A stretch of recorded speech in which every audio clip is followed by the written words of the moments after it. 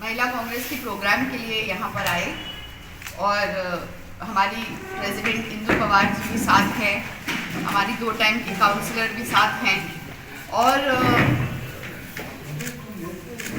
भानु जी भी दूसरी काउंसलर साथ में हैं, कौर जी भी हैं। और मैं आप सबसे यही कहना चाहती हूँ कि अफसोस होता है देखकर कि मोदी जी के राज में इस तरह से स्टेटहुड छीन ली गई और जम्मू कश्मीर को यूनियन टेरिटरी बनाया गया। मैं ऑल इंडिया जनरल सेक्रेटरी की इंचार्ज हूँ, महिला कांग्रेस की जनरल सेक्रेटरी हूँ पिछले 5 साल से। और यहाँ पर मेरा जब बीजेपी और पीडीपी गवर्नमेंट बनी थी यहाँ पर, और जिस तरह से करप्शन जिस पैमाने पर था उस वक्त भी हम आए थे यहाँ पर और हमने गवर्नर को मेमोरेंडम दिया था, जिसके बाद सरकार गिरी थी। और उसके बाद कथुआ हुआ, पुलवामा हुआ, 370 हुआ, लगातार लॉकडाउन रहे और जिस तरह से आप सब ने देखा कि मिलिटेंसी का अटैक आए दिन होते रहता है। हम यहीं पर ही नहीं, पूरे हिंदुस्तान में नेशनल टेलीविजन पे देखते हैं कि किस तरह से आए दिन ये सब होता रहता है। हम इंतजार कर रहे थे पिछले कुछ साल से कि यहाँ पर जो इन्होंने कहा था कि नया कश्मीर बनेगा और डेवलपमेंट होगा, तो वो तो हमें नजर नहीं आ रहा है। और जिस तरीके से इन्होंने डीलिमिटेशन का इन्होंने अनाउंस किया है वो भी अभी सार्वजनिक तौर पे नहीं हुआ है और कुछ लोगों के द्वारा बाहर निकली है रिपोर्ट। पता चल रहा है कि जिन्होंने भी वो देखा है कि किस तरह से बदलाव हुआ है, परिसीमन किस तरह से बदली है गई है, उस चीज से लोग नाखुश हैं। जब हम पहले दिन यहाँ पहुंचे तो हम सुचेतगढ़ गए थे और सुचेतगढ़ के वासियों से हम मिले, मुलाकात हमने की, वहाँ पर उनके स्थानीय लोगों से बातचीत की और वहाँ पर उनकी दुख तकलीफ और दुविधाएं देखी कि किस तरह से महिलाओं को, बच्चों को वहाँ पर शेलिंग्स झेलना पड़ता है और इतनी मुसीबत होती है उनको रोजमर्रा। फिर भी गवर्नमेंट ने उनको कोई ऑल्टरनेट अकोमोडेशन नहीं दिया है। इस सरकार के पास कोई डेटा अवेलेबल नहीं होता।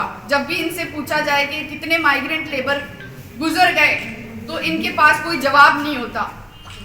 सबसे पहले मैं बहुत ही ज़्यादा डीपेस्ट कंडोलेंसेस भी व्यक्त करना चाहती हूँ कि कल ही हमें खबर मिली कि एवेलांच से हिमाचल प्रदेश में कई सारे हमारे आर्मी के जवान, तकरीबन 7 जो गुजर गए, उनके परिवारों के प्रति हम शोक व्यक्त करते हैं।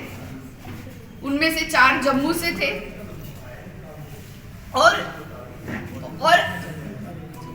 अरुणाचल में, ये अरुणाचल में हुआ था। लेकिन हिमाचल प्रदेश की बात अगर आती है तो हमें ये लगता है कि जिस तरह से वहां पर इनकी डबल इंजन की सरकार है और वहां पर उन्होंने वो चेंज नहीं किया है जो कि यहाँ पर स्थानीय लोगों को उन्होंने बदलाव लेके आए हैं और उनका हक छीना है उनसे। तो ये दोहरे मापदंड जो बीजेपी के हैं, हमने ये भी देखा है कि पूरे हिंदुस्तान में जो अनएम्प्लॉयमेंट की रेट है उसमें सबसे ज्यादा जो स्टेट्स आते हैं उसमें से जम्मू कश्मीर एक है। तकरीबन 22% अनएम्प्लॉयमेंट का रेट यहाँ पर बढ़ा हुआ है। मनरेगा जो कि बिलो पॉवर्टी लाइन का स्कीम होता है, जो यूपीए सरकार ने, सोनिया गांधी जी ने इसे बनाया था और इससे बहुत फायदा होता है गरीबी रेखा के नीचे वाले लोगों का, उसका भी बजट इन्होंने बहुत हद तक घटा दिया है। तो अगर हम ऐसे देखने जाए तो इनके जो सारे वायदे हैं वो सब खोखले हैं। इनके अपने जो सीएम हैं और जो एमपीज हैं वो भगवा चोला धारण करके घूमते रहते हैं, लेकिन ये दूसरों के कपड़ों पर और हुलिये पर इनको बहुत हमेशा से ये है कि कल जो एक घटना एक बच्ची के साथ हुई वो बहुत ही निंदनीय घटना है। वो एक स्टूडेंट थी और जिस तरह से उस पे लड़कों ने प्रहार किया और जिस तरह से उन्होंने पगड़ी और पट्टे पहने हुए थे और उस तरह से उन्होंने यूनिवर्सिटी में एक लड़की को प्रहार किया, वो गवर्नमेंट की वो बिल्कुल निंदनीय है। मौजूदा सरकार ने और उनको आए दिन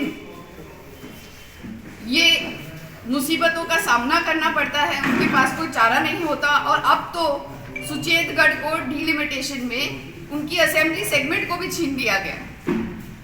तो ये उनके लिए, उनके तरफ से उनको एक फीलिंग है अपने मन में कि ये बहुत ही सरासर उनके साथ नाइंसाफी हुई है।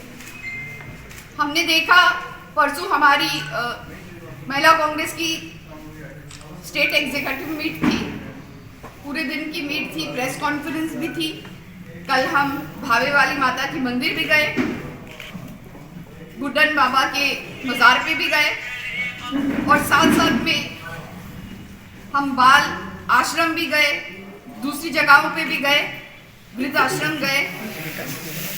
और हमने देखा कि महिलाओं की हालत, ये लोग कहते हैं बेटी बचाओ बेटी पढ़ाओ, लेकिन बेटी कहीं नहीं बच पा रही है। जिस तरह से एसिड अटैक्स रिसेंटली हुए हमने देखा और जिस तरह से महिलाओं पर अत्याचार हो रहा है, जिस तरह से आशा वर्कर्स को भी इतने वक्त काम करने के लिए मजबूर किया जाता है। 2000 रुपये उनको कहते हैं कि देंगे, लेकिन वो भी 2000 रुपये उन्हें वक्त पे मिलते नहीं। और उसके अलावा जो दूसरी भी वर्कर्स है, चाहे वो आंगनवाड़ी वर्कर्स हो या फिर ऐसी महिलाएं हैं जो विडो हो जाती हैं, तो गवर्नमेंट ने सिर्फ 40 साल के ऊपर की आयु की महिलाओं के लिए पेंशन रखी है। लेकिन अगर वो 40 साल के आयु से नीचे होंगी, जो कि लाजमी है कि जम्मू कश्मीर में जिस तरह से लोग मारे जाते हैं, तो उसके बाद लड़कियां बहुत जल्दी, बहुत कम उम्र में विधवा हो जाती हैं और बहुत सारी ऐसी हैं जो बिलो पॉवर्टी लाइन भी है। तो हमारी काउंसिलर्स जो यहाँ पर आई हैं वो लगातार इस मुद्दे को उठाती हैं कि इनको ज़्यादा इनकी पेंशन बढ़ाई जाए उम्र कम रखने के बाद। जिस तरह से 40 साल के ऊपर के लोगों को पेंशन मिल रही है, उस तरह से आयु में 40 साल के नीचे भी मिलनी चाहिए। और ऐसी बहुत सारी समस्याएं हैं जो महिलाओं को लगातार झेलनी पड़ती हैं।